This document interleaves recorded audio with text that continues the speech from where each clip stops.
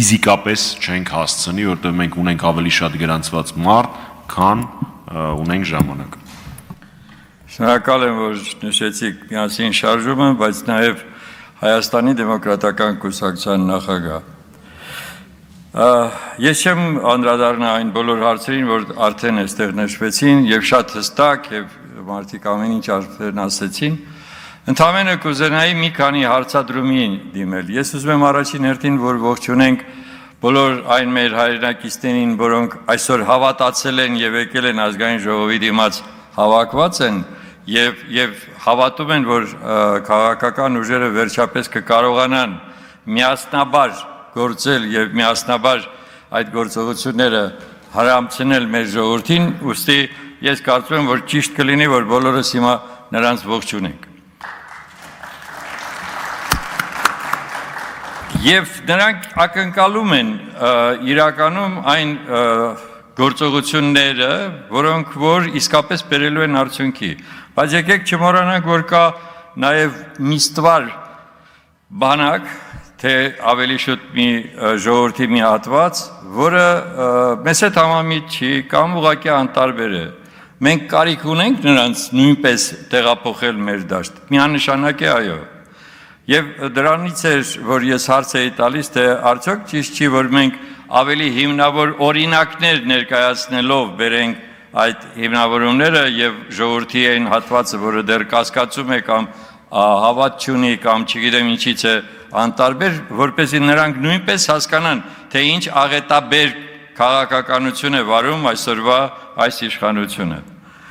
Ես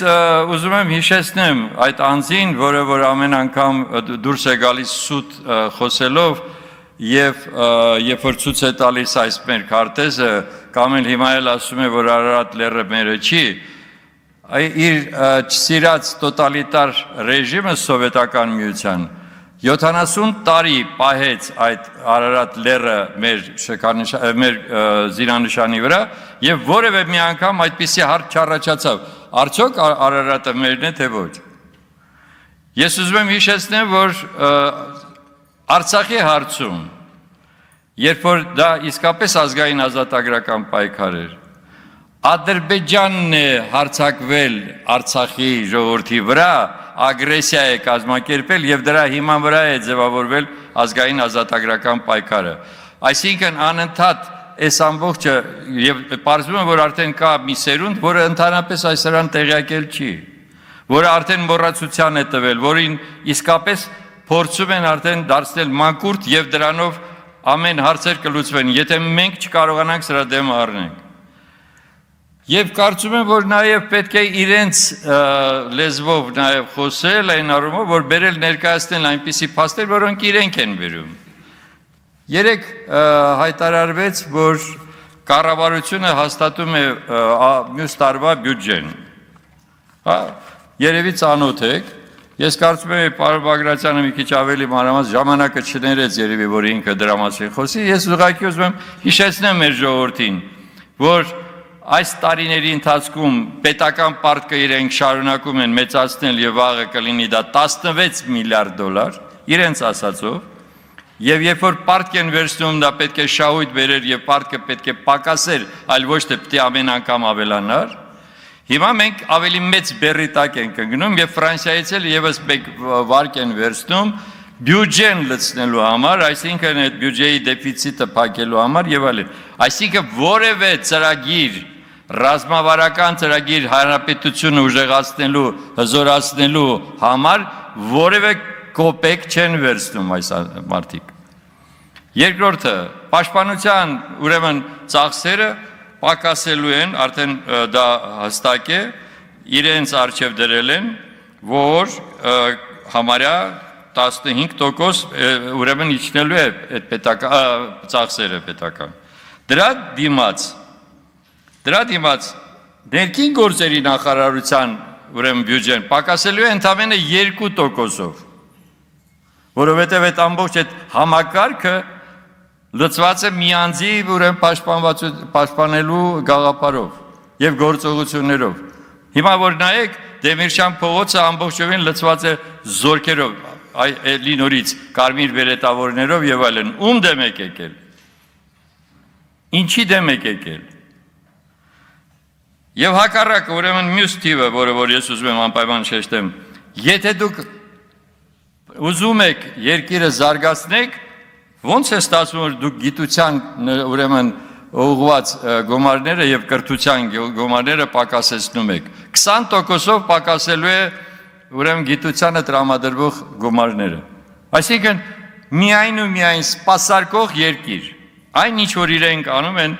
միայն ու միայն դրան է նվիրված, որ Հայաստանը չի կարող ունենալ զարգացած արդյունաբերություն, գյուղատնտեսություն, ագրոարդյունաբերական համալիր եւ իհարկե չի կարող ունենալ նաեւ զարգացած գիտություն։ Մեր 21-րդ դարում, երբ որ բոլորը ձգտում են կոոպերացիայի գիտության մեջ, Հայաստանը 20%-ով պակասացնում է միայն 1 տարվա բյուջեն։ Դուք հասկանում եք, սա ուր է տանում մեզ։ Դա նշանակում է, որ մենք այն կրթության համակարգը, որը այսօր գործում է, չի բերելու գիտական նոր մարդկանց։ Ընդամենը լավագույն դեպքում միգուցե մի տրեյնինգով,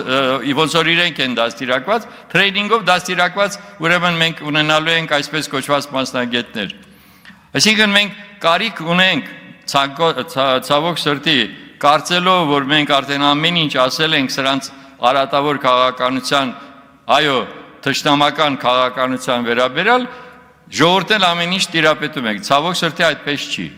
Ուրեմն ես կարծում եմ, որ այն ինչ որ հիմա սկսվում է, մենք միանշանակ իհարկե պաշտպանում ենք իմպիչմենտի գաղափարը եւ գործողությունները եւ մենք մեր առաջարկները ունենք եւ դրա հետ մեկտեղ կարծում ենք, որ այստեղ ավելի լայն, իրոք ողջունելի է, որ այսօր լսումները նաև ընդգրկվել են շատ տարբեր քաղաքական եւ հասարակական կառույցներ։ Իմ կարծիքով անհրաժեշտ է նաև սրանից հետո հուշագիր ստորագրել եւ ձևավորել այն գործողությունների ծրագիրը, որը պետք է բերի մի արդյունքի։ Մյուս կողմից պատկերացնենք, Աստված ավարտում եմ։ Աստված մի արած է, ինչպես ասում են։ Բայց եթե իրոք չհաջողվի այս իմպիչմենտը իրականացնել մինչև դեկտեմբերի կես, կարծում եմ, ես այդպես եմ մտածում, միգուցե բոլոր մեր ընդդիմադիր պատգամավորները վայր դնեն իրենց մանդատները, հանուն նրա, որպեսզի արդեն շարունակական լինի այն գեներացված շարժումը, իսկ ես համոզված եմ, որ այս իմպիչմենտի գաղափարը վերելու է գեներացնելու ամբողջ քաղաքական դաշտը, միգուցե դրանով ավելի հստակ լինի եւ ժողովրդին ավելի միավորող լինի, որովհետեւ անիմաստ է լինելու արդեն շարունակել այս պարլամենտում լինելը, եթե չի հաջողվում ամենագլխավոր հարցի լուծումը, ինչպիսին է իմպիչմենտը։ Կա շատ հարցեր, ես ընդամենը, այսպես ասած, բարձրաձայնեցի որոշ բաներ, իմ կարծիքով այդպես ճիշտ կլինի, եթե նաև